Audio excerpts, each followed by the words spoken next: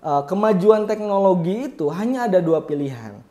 Pilihan yang pertama, kita mengikuti arus. Betul. Atau pilihan yang kedua, kita akan terbawa arus.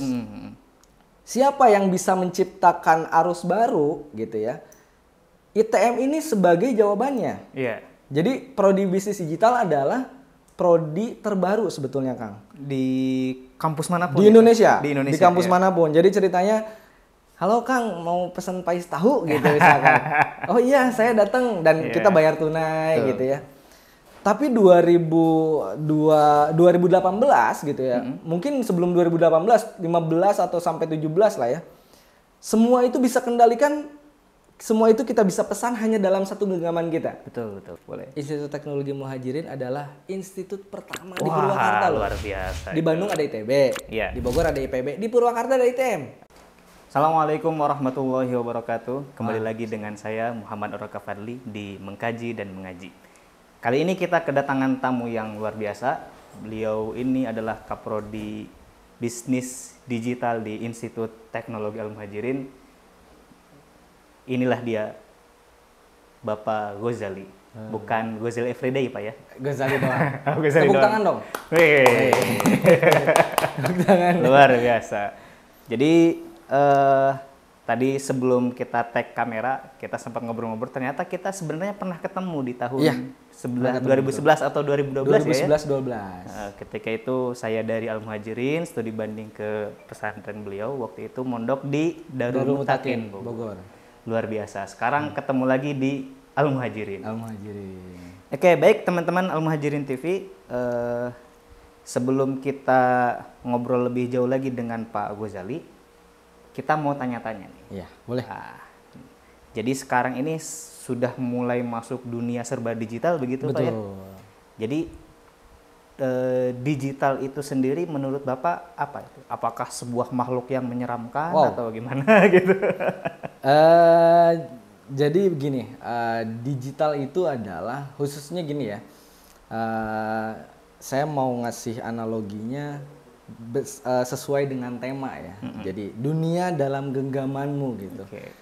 Dunia dalam genggamanmu ini sebenarnya sebuah cita-cita dulu tahun 2007-2008 sebelum 2010 ya. Kita dulu pernah ngedenger salah satu provider internet tuh ada jargonnya tuh dunia dalam genggamanmu gitu. Mungkin teman-teman ada yang tahu ya gitu ya. Itu apa gitu ya. Indigo ya mereknya ya. Bukan ya. Salah satu provider internet gitu ya. Nah, itu adalah sebuah cita-cita dulunya. Tetapi yang jadi sesuatu yang bikin kaget adalah cita-cita tersebut ternyata sekarang jadi sebuah kenyataan. Gitu. Dunia dalam genggamanmu. Maksudnya adalah seluruh kendali yang ada di seluruh aspek yang kehidupan kita gitu. Itu bisa kita kontrol atau bisa kita kendalikan hanya dalam satu genggaman gitu ya. Bisa dua genggaman juga bisa lah ya. Itu apa? Itu gadget gitu ya.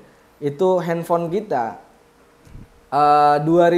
Sekitar tahun 2008-an kita pernah nggak sih ngebayangin kalau kita mau berangkat, kita mau makan. Dulu itu kita kalau misalkan mau makan kan pesan makanannya minimal kita punya nomor kontak dari warung tersebut, bener nggak sih? Betul. Ya. Halo Kang, mau pesan pais tahu gitu misalkan. Oh iya, saya datang dan kita bayar tunai gitu ya. Tapi 2018 gitu ya. Mungkin sebelum 2018, 15 atau sampai 17 lah ya. Semua itu bisa kendalikan, semua itu kita bisa pesan hanya dalam satu genggaman kita. Betul. Saya boleh sebut merek nggak sih? Boleh. Boleh ya. Kita tahu lah ya GrabFood, GoFood itu adalah modifikasi daripada pelayanan GoRide ya. Kita dulu kalau misalkan mau ke mana pesan ojek kan, Mang ojek di pangkalannya nggak bisa dari rumah. Sekarang kan bisa dikendalikan dari rumah. Dan yang lebih detailnya lagi, yang lebih kerennya lagi adalah siapa yang membawa kita, motornya itu apa, namanya siapa, kita tahu sampai dengan track atau posisi dia di mana kita tahu, ya kan? Itu tidak pernah saya bayangkan, apalagi namanya GoFood, ya kan? Kita bisa kendalikan itu hanya dalam genggaman kita gitu. Kita bisa pesan makanan, hanya dalam genggaman kita, yang penting punya saldo, Betul. yang penting punya duitnya ya kan. Nah, kita bisa pesan makanan, nggak perlu datang ke warungnya. Saya memikirkan dulu, nih kalau misalnya saya pesan makanan lewat GoFood, ini kan basicnya online ya. Yeah. Ini makanannya saya print atau gimana gitu ya. Saya mikir gitu. Oh ternyata tetap orangnya datang, tapi semua bisa kendalikan dalam satu genggaman doang. Betul, gitu. betul. Kita tahu dia lagi di posisinya di mana, kenapa dia terlambat. Oh ternyata antriannya banyak, gitu ya. Sampai berapa radius dari tempat kita ke rumah makan itu berapa, kita tahu di situ kan, gitu ya. Nah, ngobrol-ngobrol masalah dunia dalam genggamanmu, sebuah modernisasi atau kemajuan teknologi itu hanya ada dua pilihan. Pilihan yang pertama, kita mengikuti arus. Betul. Atau pilihan yang kedua, kita akan terbawa arus. Gitu. Oke, ya. Iya kan? Kalau misalkan kita terbawa arus, ya kita hanya menjadi seorang penonton aja.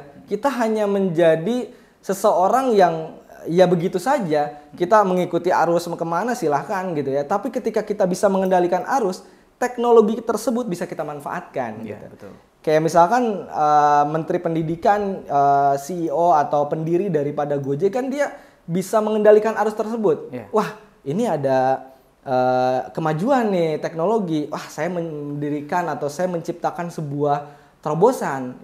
Dia kan ceritanya gini. Dia menciptakan Gojek itu adalah jawaban dari keresahan dia karena dia kerja di Jakarta, posisinya dia mungkin di Jakarta kan macet ya. Betul, betul. Wah kayaknya ini kalau saya menciptakan sebuah terobosan yang namanya Gojek, ini bisa menjawab daripada keresahan orang lain. Yeah. Mereka nggak usah bawa mobil atau nggak usah bawa kendaraan ke kantor, tinggal pakai aplikasi semuanya sudah bisa terjawab gitu ya kan. Nah, itu adalah bukti daripada dia bisa mengendalikan arus, gitu ya. Setelah kita kendalikan, ada pilihan lagi. Pilihannya adalah kita mengendalikan arus, kita hanya sebagai pengendali saja atau menciptakan arus baru. Arus baru tuh seperti apa itu? Maksudnya gini, kalau kita bisa mengendalikan arus, saya masuk ke dunia digital. Saya bisa mengendalikan arus digital. Saya bisa memilah mana yang baik, mana yang buruk. Yeah. Itu mengendalikan arus. Tapi menciptakan arus baru adalah membuat suatu terobosan atau membuat suatu lapangan kerja atau membuat sesuatu yang memang bisa menghasilkan kepada diri sendiri atau untuk orang lain. Yeah. Itu menciptakan arus baru.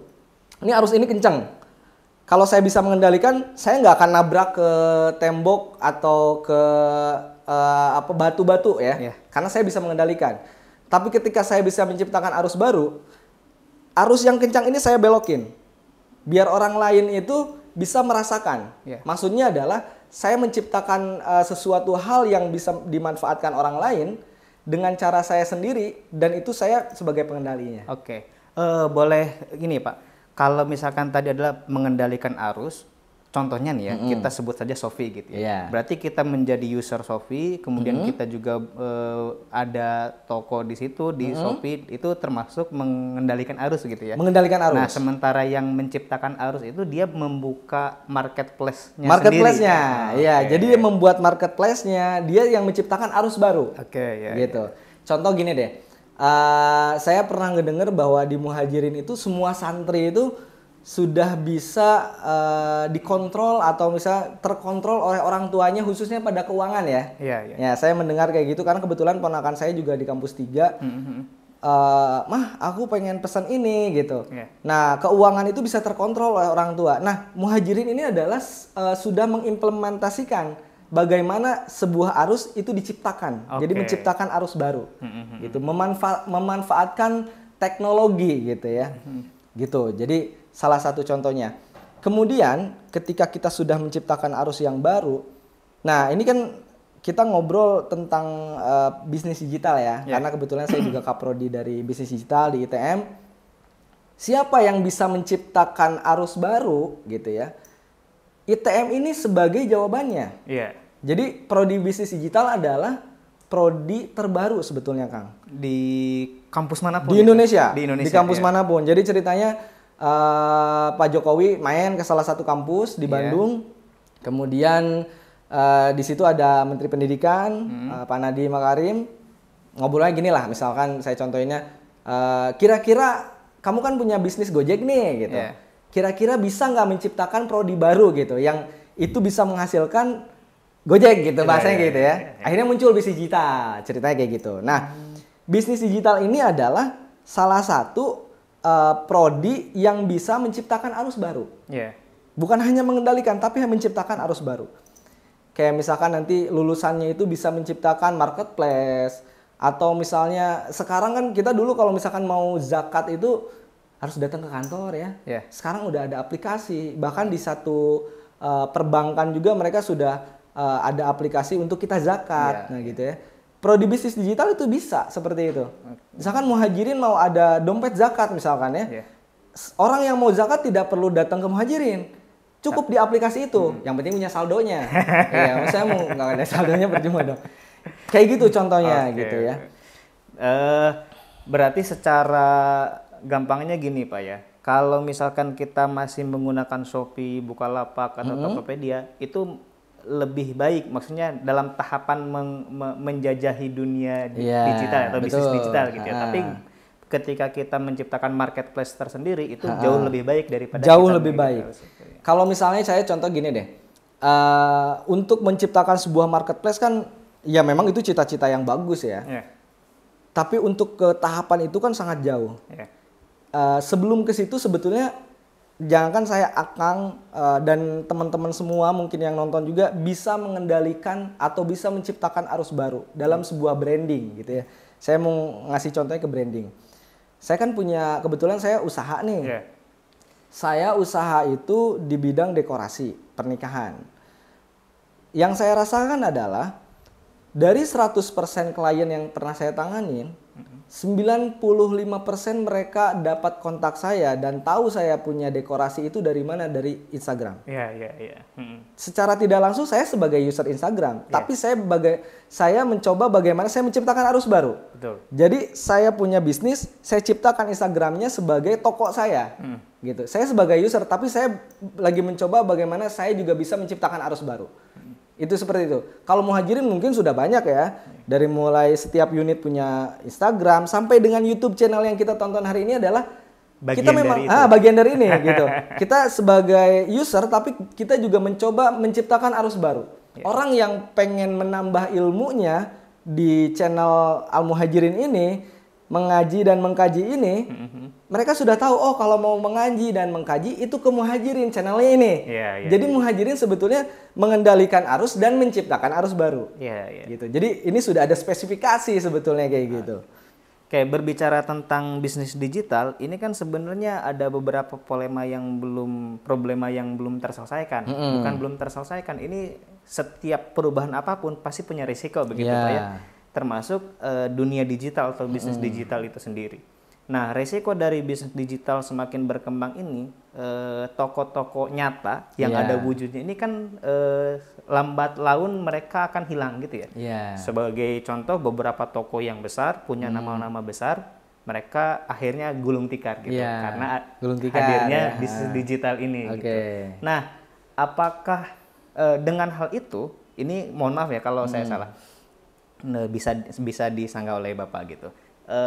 Orang-orang yang tersingkirkan dari pergulatan tadi itu, kalau dia memanfaatkan dunia digital, justru dia akan semakin sukses gitu. Nah, menurut Bapak gimana kalau? Jadi begini, kalau pendapat saya, sampai kapanpun toko yang berdiri di pinggir jalan atau di sebuah mall, di manapun ya, mereka sewa, mereka membuat display di toko, sampai kapanpun tidak akan hilang sebetulnya. Karena di sini ada permainan yang namanya mana orang yang memang suka di digital, beli secara online, mana orang yang lebih suka untuk datang ke toko secara langsung.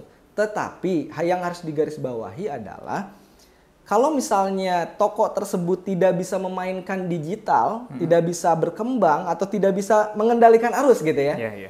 Ya mau nggak mau secara rating mungkin dia akan ke bawah. Meskipun dia sudah punya branding yang sangat kuat gitu ya. Itu mau nggak mau akan di bawah. Contoh gini, kemarin saya ke Cikampek, saya punya klien ke Cikampek. Saya baru tahu bahwa di Cikampek itu adalah Kampung Boneka. Pernah denger ya? Iya, iya. Kampung Boneka. Saya main ke sana. Di sana itu setiap rumah tuh ada pabrik boneka, produksi boneka, ada yang jualan kain, ada yang jualan bahan, ada yang jualan isiannya itu kapas atau apa saya nggak tahu ya. Dan yang paling saya kaget adalah semua toko yang di Cikampek di depan itu sepi. Jadi dulu ceritanya kata orang situ, kata si klien saya, ini tuh rame katanya gitu. Soalnya sebelum ada tol Cipali, hampir semua orang yang mau ke Jawa kemana pasti mampir dulu ke situ. Iya, betul. Sekarang sepi gitu. Tapi kita berpikir bagaimana Kampung Boneka ini tetap hidup. Nah, satu yang saya kaget adalah di sana itu ternyata ada jasa sebagai kalau di TikTok namanya sekarang apa? Talent ya? Talent. Sebagai afiliator atau apa sih? Saya lupa namanya. Jadi di sana tuh mereka ada jasa yang ini modelnya.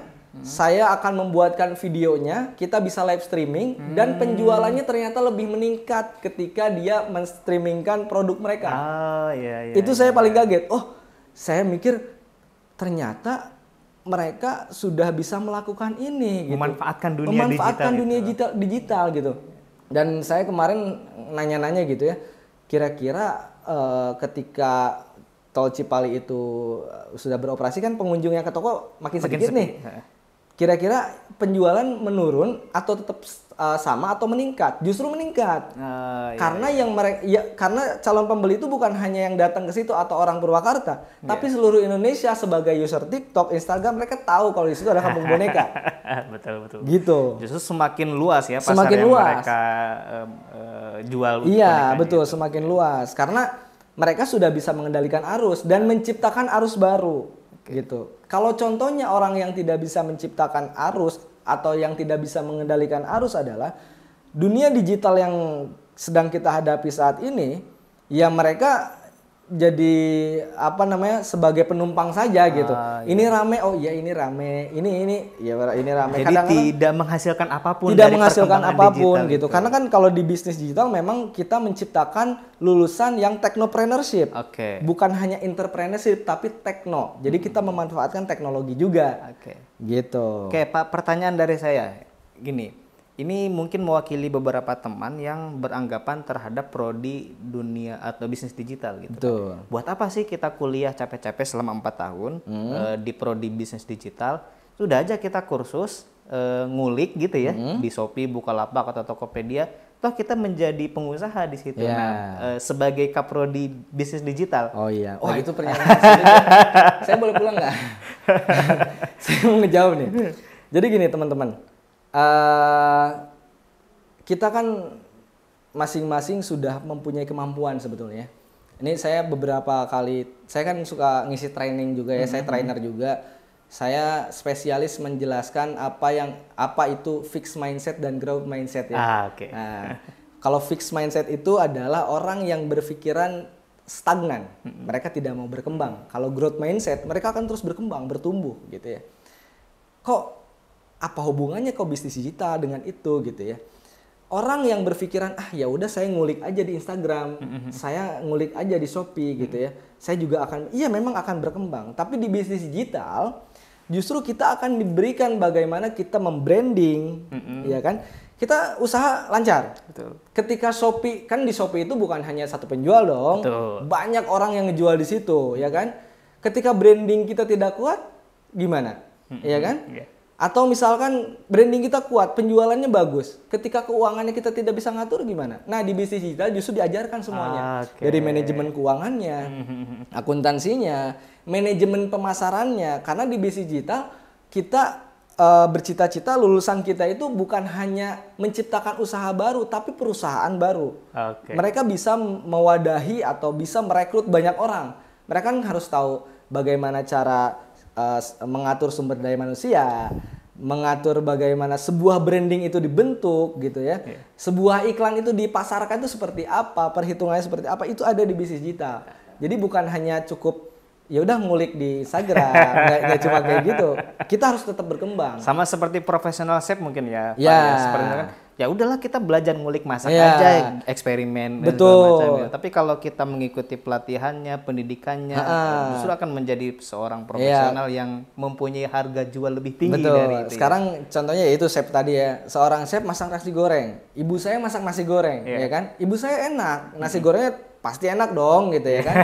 Seorang chef sama enak tapi dia tahu bagaimana menyajikan. Ya kan?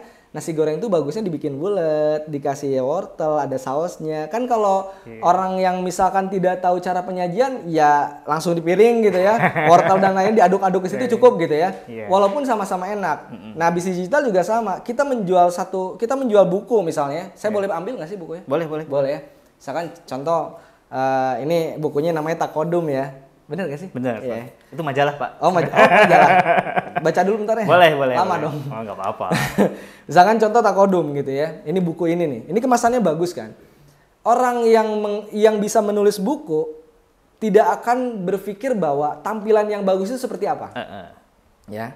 Kalau di bisnis digital, mereka bisa menciptakan dan bisa membuat sebuah tampilan itu lebih menarik. Jadi bukan hanya terjual, tapi orang yang membeli merasakan bahwa saya bangga loh dapat buku ini karena apa?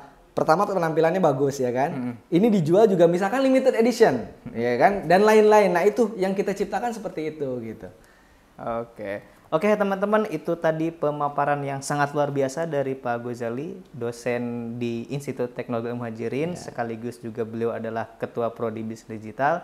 Itu tadi yang kita jelaskan, berbincang-bincang dengan Pak Ghazali ini hanya bagian kecil dari apa itu bisnis digital. Betul. Jika teman-teman ingin menguasai lebih lanjut tentang dunia digital, silahkan masuk ke Institut Teknologi Al-Muhajirin. Dan satu, ya? boleh nggak? Boleh. Institut Teknologi Muhajirin adalah institut pertama di Wah, Purwakarta loh. luar biasa. Di itu. Bandung ada ITB, Iya. di Bogor ada IPB, di Purwakarta ada ITM. Iya. ITM. Institut pertama dan satu-satunya di Purwakarta. Purwakarta. Betul. Ada beberapa prodi, salah satunya adalah bisnis digital. Dan ada satu-satunya di Purwakarta juga, Iya, bisnis digital. Dan kali ini sudah dibuka pendaftaran mahasiswa baru. Betul. Untuk link pendaftaran dan lain sebagainya silahkan cek di deskripsi. Terima kasih teman-teman Al-Muhajirin TV. Semoga tontonan kita bermanfaat bagi kita semua. Saya Muhammad Aroka Fadli. Assalamualaikum warahmatullahi wabarakatuh. Waalaikumsalam warahmatullahi wabarakatuh.